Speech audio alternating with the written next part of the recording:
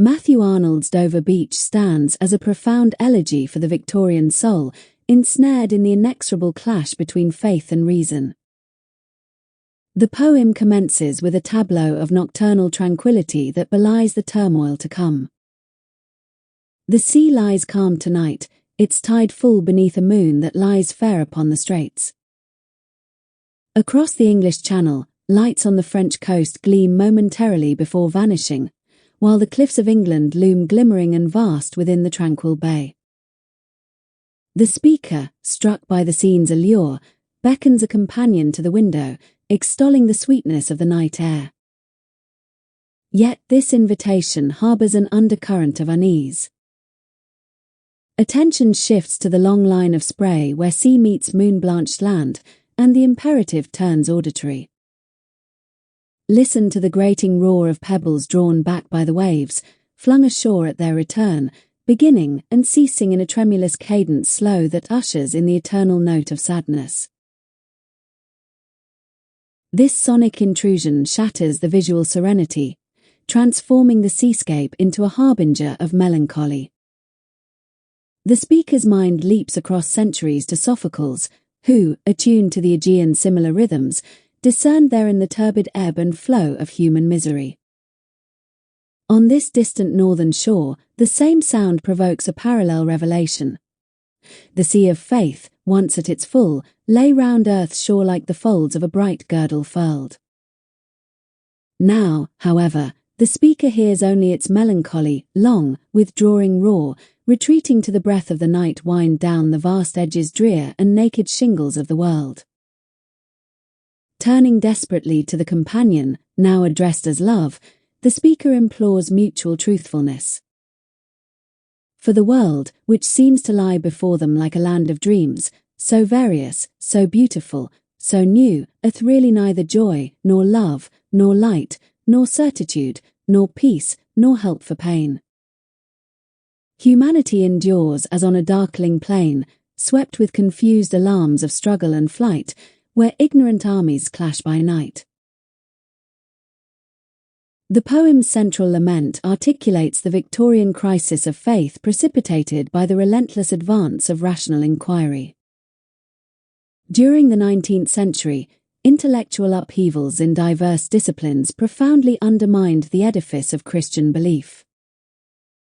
Charles Lyell's geological principles extended the Earth's antiquity far beyond the biblical chronology, rendering literal interpretations of Genesis untenable.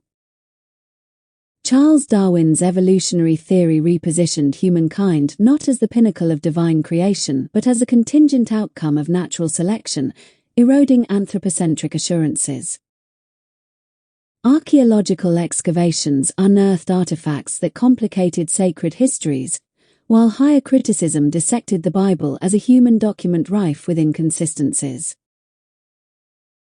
These developments did not erupt abruptly but accumulated gradually, much like the wave's subtle erosion of the shoreline. Arnold, a poet and inspector of schools deeply engaged with cultural currents, perceives this shift as a global retreat of faith, its girdling warmth receding to expose a naked, vulnerable world. Reason, in this schema, emerges as both illuminator and despoiler. It promises clarity through empirical scrutiny yet delivers existential disorientation. The speaker mourns not merely the loss of dogma but the certainties it conferred: moral coherence, spiritual solace, teleological purpose. Faith once rendered the universe intelligible, a bright enclosure against chaos. Its withdrawal leaves only the indifferent mechanics of nature and the fractious impulses of humanity. The poem's irregular form enacts this destabilization. Stanzas vary in length, 14, 6, 8, 9 lines, defying the uniformity prevalent in Victorian verse. Meter oscillates unpredictably. Initial iambic regularity yields to spondaic disruptions and trochaic substitutions, mirroring the psyche's fracture.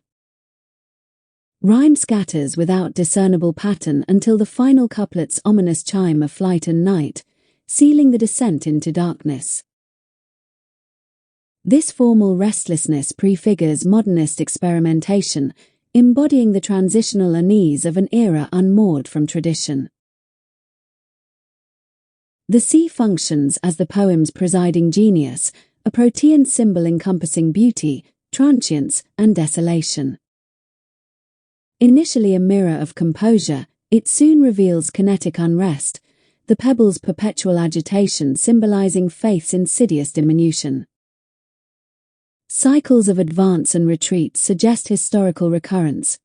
Just as classical pantheons waned into irrelevance, Christian verities now ebb before science's tide.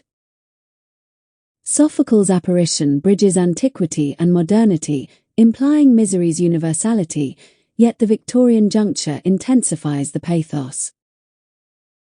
Without faith's promise of eternity, nature's vast timescales alienate rather than elevate. The beach, that ambiguous threshold where land dissolves into sea, encapsulates liminality, the blurred boundary between epochs, certainties dissolving into contingencies. Alienation permeates the speaker's encounter with the natural world. Contra romantic predecessors who sought sublimity in landscape, Arnold finds only indifference. The moon-blanched land and glimmering cliffs, though aesthetically compelling, underscore human insignificance against geological deep time. The grating roar evokes not harmony but antagonism, eternity now avoid mocking mortal striving.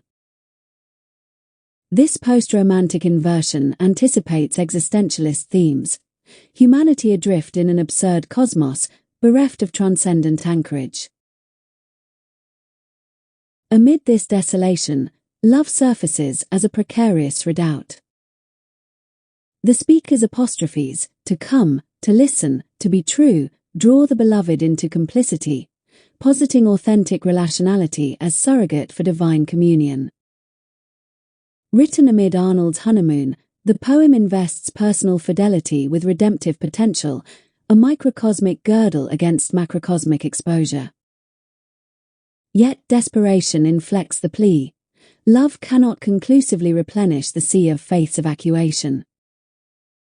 The world's dreamlike facade, its variety, beauty, newness, masks existential barrenness, anaphora amplifying illusory allure before negating it with relentless enumerations. The darkling plains tableau culminates the vision. Reason's triumph heralds not enlightenment but nocturnal warfare, ignorant armies emblematic of ideological fractiousness unchecked by moral absolutes. Linguistic artistry amplifies thematic resonance. Alliteration in full and fair conjures plenitude, yielding to grating roar's harsh consonants. Assonance slows the withdrawing roar to languorous retreat, enacting temporal dilation. Caesuri fracture lines, simulating psychological hesitation. Enjambments propel thought's restless flow.